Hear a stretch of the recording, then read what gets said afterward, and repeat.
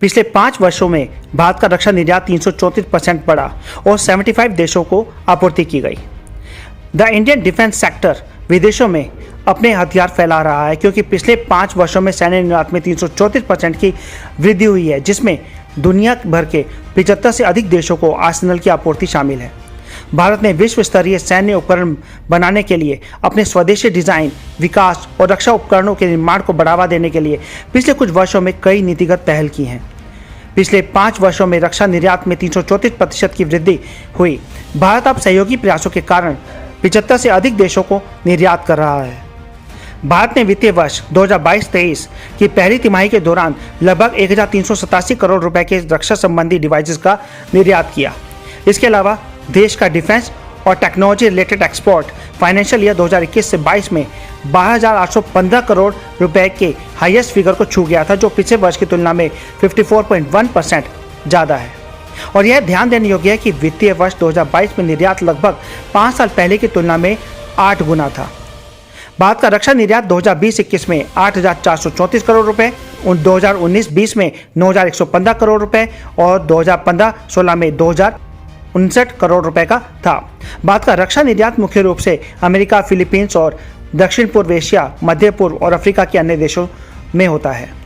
पिछले कुछ वर्षों में भारत सरकार ने रक्षा उपकरणों के स्वदेशी निर्माण को प्रोत्साहित करने के लिए विभिन्न नीतिगत पहल की हैं, जिसमें रक्षा निर्माण और प्रौद्योगिकी में आत्मनिर्भरता को बढ़ावा मिला है।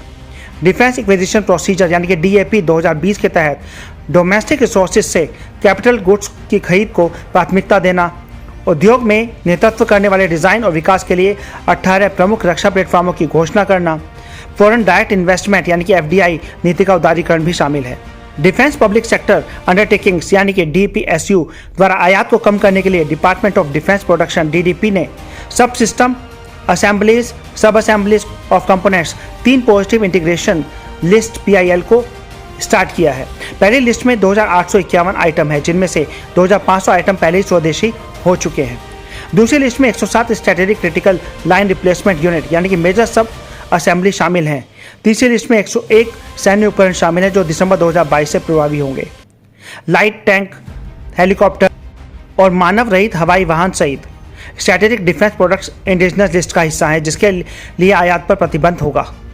इसके लिए महत्वपूर्ण रूप से 2 डिफेंस इंडस्ट्रियल कॉरिडोर स्थापित किए गए हैं, एक उत्तर प्रदेश और तमिलनाडु में इंडिजिनस मैन्युफैक्चरिंग को बढ़ावा देने के लिए।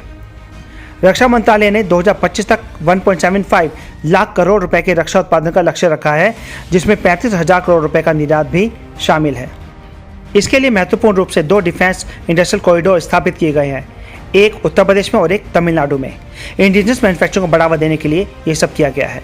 रक्षा मंत्रालय ने 2025 तक 1.75 लाख करोड़ रुपए के रक्षा उत्पादन का लक्ष्य रखा है, जिसमें 35,000 करोड़ रुपए का निर्यात शामिल होगा। Thank you.